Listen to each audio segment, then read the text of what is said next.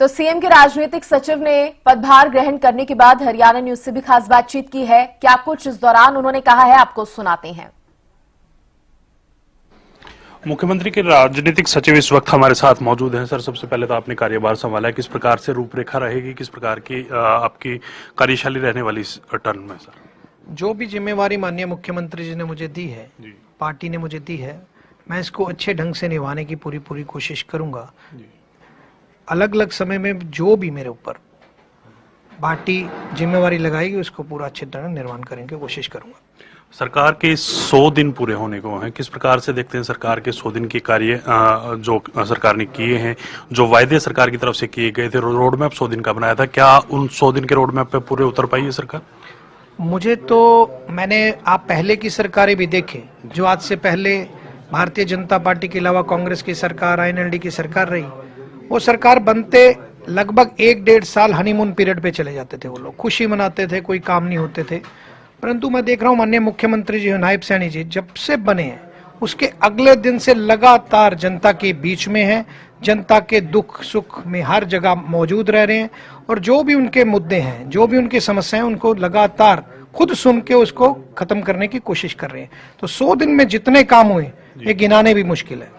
आने वाले समय में 200 दिन का रोड मैप तैयार किया जाएगा या पूरे साल भर का रोड मैप तैयार करके अब काम किया जाएगा? सर, हर रोज का रोड मैप तैयार होता है जी। 100 दिन में तो आदमी फिर पहले 10 दिन आराम कर लेगा।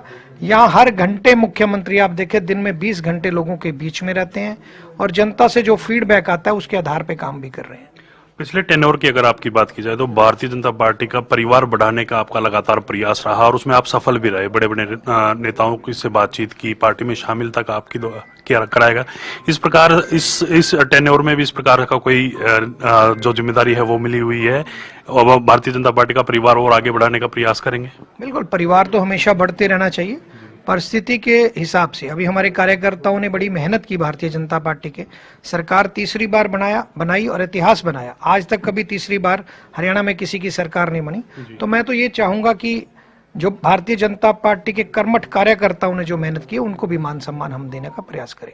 विपक्ष को किस प्रकार से देखते हैं सर? कांग्रेस की बात करें तो खासकर जब से चुनाव हुआ है कहीं ना कहीं मैदान में नजर ही कांग्रेस नहीं आ रही, विपक्ष नजर नहीं आ रहा, तो किस प्रकार से देखते हैं? यहाँ तक कि अगर बात की जाए नेता प्रतिपक्ष का चुनाव अभी तक नहीं होने, आज कैबिनेट की बैठक है, शायद इस कैबिनेट की बैठक में बजट सत्र पर भी मोहर लग जाए, उससे पहले तक एलओपी जो है वो कांग्रेस की तरफ से नहीं बनाया। किस प्रकार से देखते हैं उनकी रूपरेखा? जिस ढंग से कांग्रेस का कार्यशैली और जिस ढंग से उनके कार्यकर्ताओं का और उनके नेताओं का मनोबल गिरा है, मैं देखता हूं कि हरियाणा में 37 विधायक आने के बावजूद भी 37 विधायक कम नहीं होते। 37 विधायक आज तक का सबसे स्ट्रांग विपक्ष बना है। परंतु विपक्ष के नाते वो बिल्कुल फेल है, क्योंकि जो विपक्ष का नेता ही अपना ना बना पाए वो जनता के हितों की बात विधानसभा में किस ढंग से करेगा। और मैं इसकी भी, मुझे आप लोगों को भी पता और मुझे भी पता कि क्यों विपक्ष का नेता नहीं बनता, क्योंकि भूपेंद्र सिंह हुड्डा जी उन्होंने नहीं, उनके और भी जितने कांग्रेस के साथी हैं सबको अपने अपने परिवार को राजनीति में स्टेब्लिश करना है।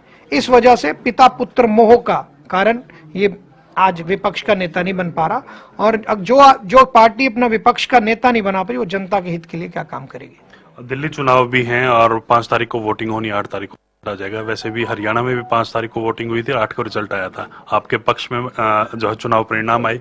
उसके बाद महाराष्ट्र चुनाव हुए, महाराष्ट्र में भी आप लोगों ने जीत हासिल की। अब दिल्ली है, क्या हरियाणा का असर जिस प्रकार से महाराष्ट्र पे हुआ था उसी प्रकार से दिल्ली चुनाव पे होगा? बिल्कुल, दिल्ली में कई कारण है।